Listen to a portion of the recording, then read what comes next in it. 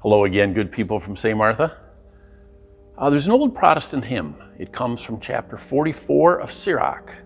Let us now praise great men. I never understood where that hymn could be coming from. Why would we go to church and sing about great men? Well, we sang it one day in 1988 at the old Episcopal Church that is near where Comerica is now. It was the funeral of a man that my father worked for many years and I worked for later. Elected governor of the state 6 times, G. Mennen Williams. The hymn is built on the scripture. The scripture talks about Moses, talks about Abraham. We need to look back once in a while. We need to look back through our own families. There were some amazing people who came before us, within our families, within our communities. We live in an era now that is willfully ignorant of the past, that has open disdain for the past, for the great canon of literature. We need to find some distance.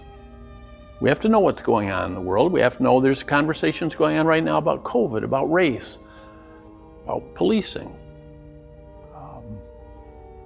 As informed citizens, we have to know what the consequences will be if we discuss a controversial subject and we don't get the wording right. But the great works of fiction, these contain truth. The great works of history, of biography. In our summer reading, let's back up a little bit, give ourselves some room. Remember, someone who wrote a book, it's, to use a phrase, out of date immediately because it takes so long to produce. History matters. Earlier in this decade, we paid almost no attention to the sesquicentennial of the Civil War. We just a few days ago went by the 76th anniversary of D-Day. This summer, in May, we just went by the 75th anniversary of VE Day. We're coming up in a few months, 75th anniversary of the end of World War II in the Pacific Theater.